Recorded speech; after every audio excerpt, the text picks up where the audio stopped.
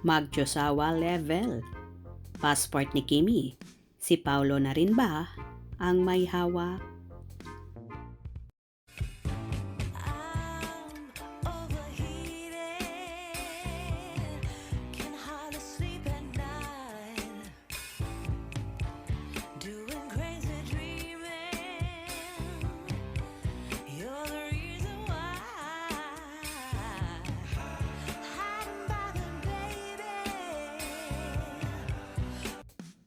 Tuwang-tuwa na naman ang mga Kim Pao supporters sa mga paayudang hatid ng mga kapamilya stars na sina Kim Chiu at Paolo Avellino.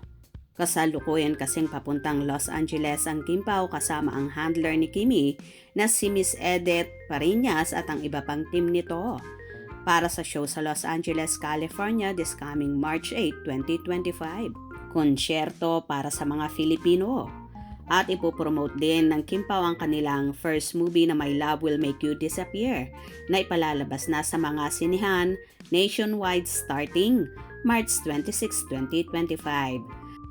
Samantala, sa ibinahaging video ay kitang-kita na tila si Paulo ang may hawak-hawak ng passport ni Kimi nang pumasok na sila sa loob ng airport. Marami namang funny ang nagtalo-talo tungkol dito. Thank you so much. Enjoy your vacation. Mauna lang kayo, ako next week. I know. Next week, Bye-bye. Okay.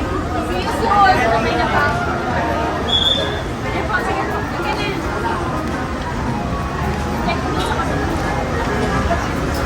Wow, isahan na lang ng papers.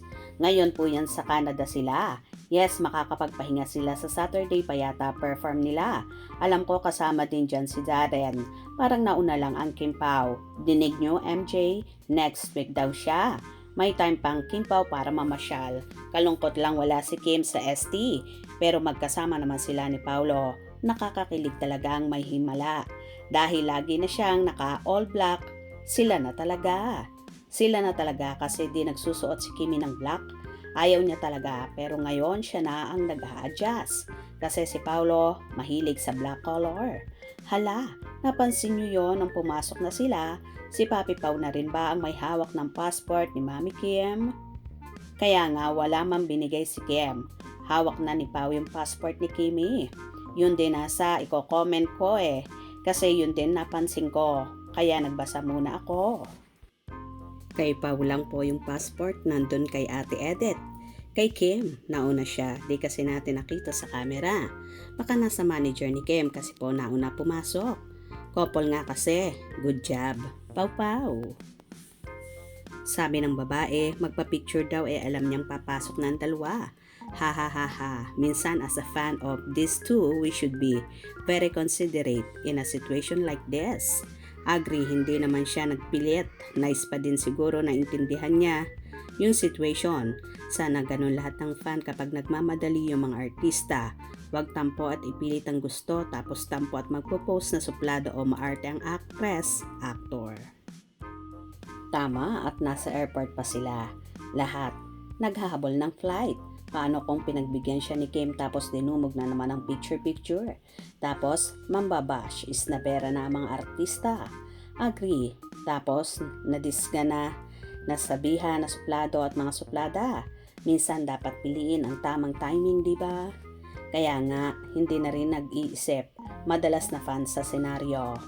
Naghabol din sila sa oras ng flight kaya nagmamadali din sila. May immigration pa kaya need nila nasa loob. Yes, sinagot naman po siya ni Kim and Pao na papasok na sila. Love lang tayo.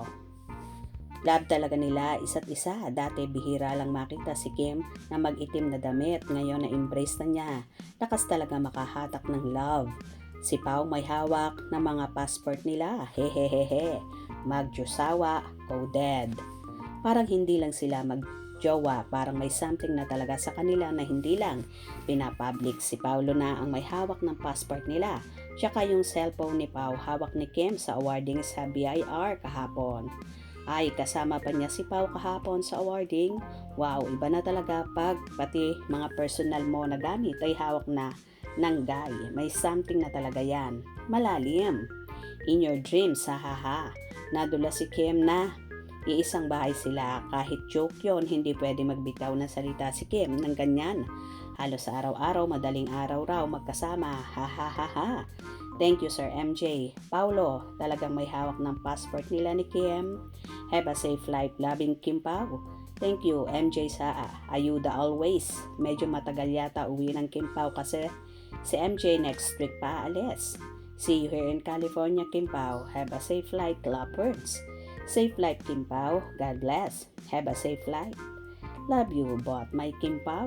Wow naman, talagang winning is winning the best. Thank you so much, Sir MJ. As always, safe skies, Kimmy and Pao. Safe flight, take care, hashtag Kim Pao. I like the way you conducted your interview to Paulo and Kimmy. Go, go, go, go, Miss MJ Pilife. God bless you.